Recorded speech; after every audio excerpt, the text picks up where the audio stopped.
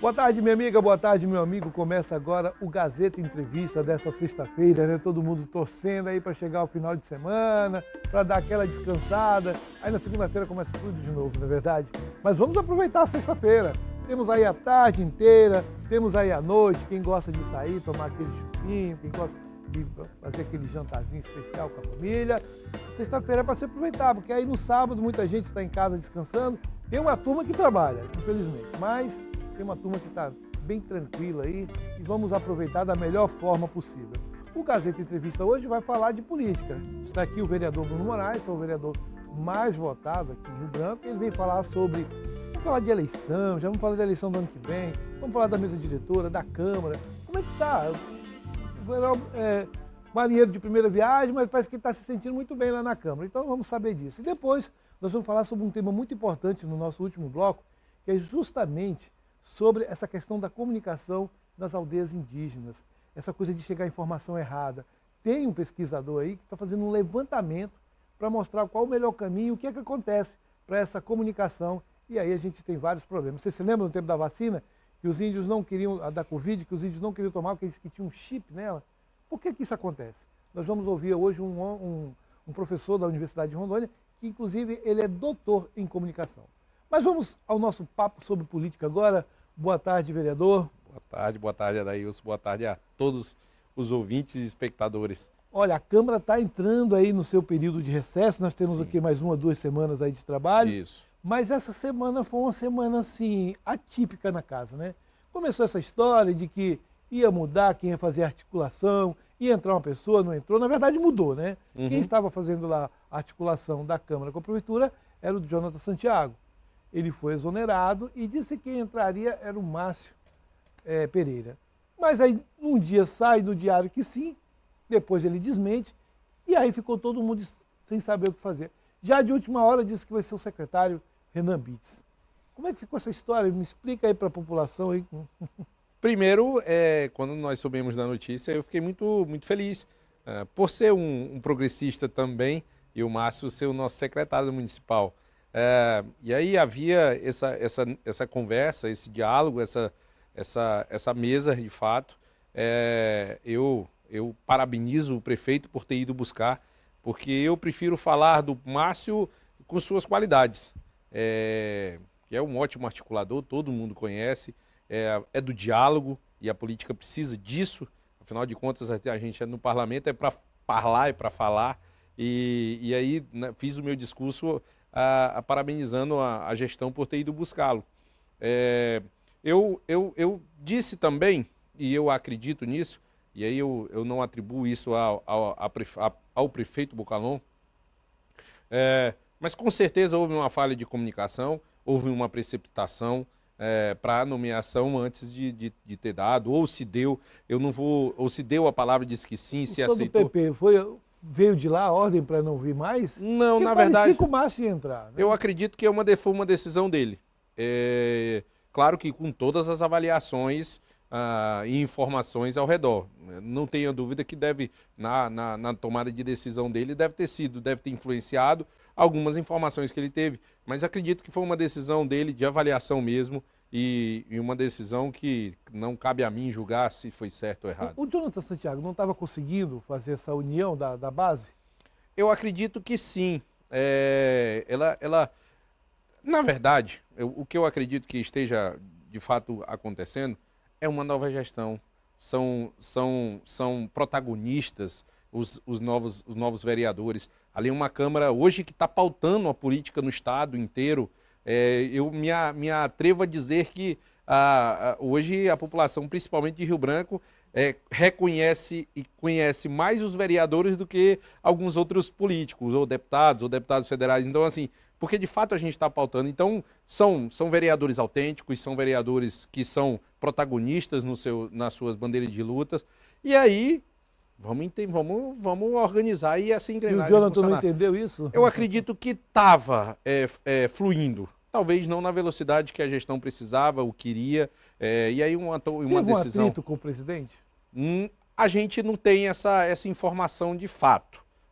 Há os burburinhos, há aquelas conversas de corredores, mas eu ainda E o Renan Bitts consegue, porque ele tem uma pasta que tem problemas de sobra.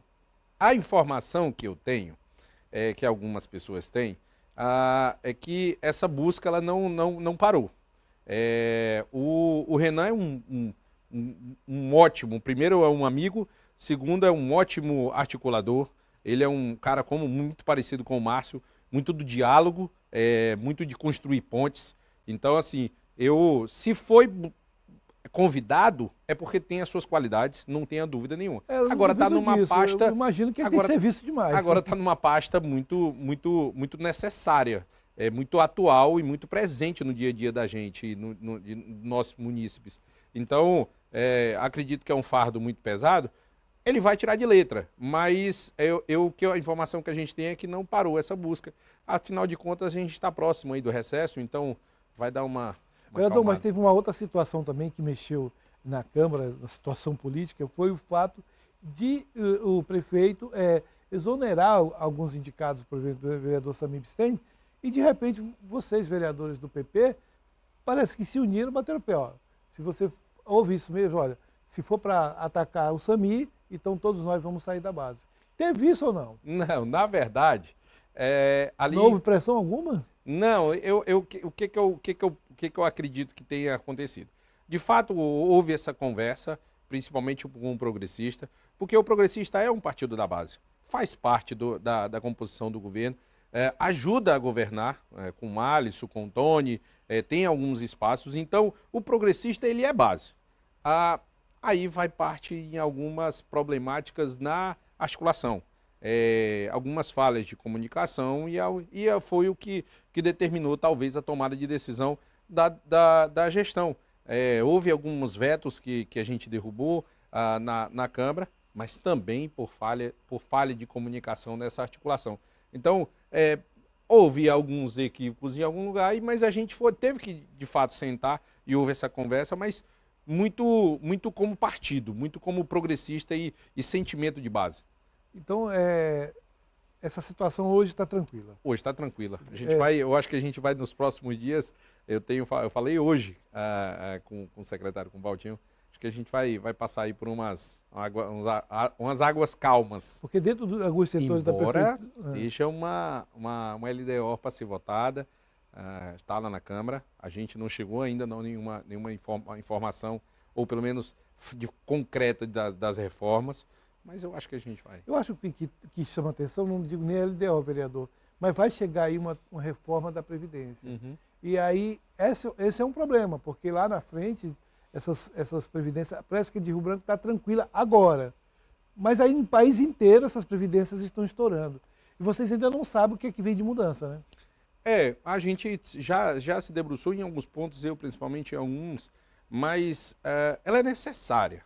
Precisamos entender todas as categorias, e principalmente legislativo e executivo, que ela vai ser necessária. Mas para quê? Para onde? Como? De que forma? Isso vai ter que ser conversado, vai ter que ser encontrado um bom senso, sim. O vereador André Camargo andou citando o seguinte, que uma das medidas a prefeitura quer tirar a parte patronal, uhum. E aí ele ficaria aí com 60 milhões de reais e aplicaria em outro local. Só que ele acha que ao tirar essa parte patronal, lá no futuro ele pode prejudicar os aposentados. Vocês já fizeram essa leitura? Não, ainda não foi sentado, principalmente porque não chegou, de fato. Como eu falei, o André sentou, nós conversamos em alguns pontos. Há realmente essa parte do patronal, dos conselhos, mas eu acredito que essa discussão, ela de fato vai existir quando chegar ela concluída. Porque hoje há esboços. Foi passado para alguns sindicatos, foi passado para alguns conselhos, porque ele ainda está em momento de, vamos lá, negociação.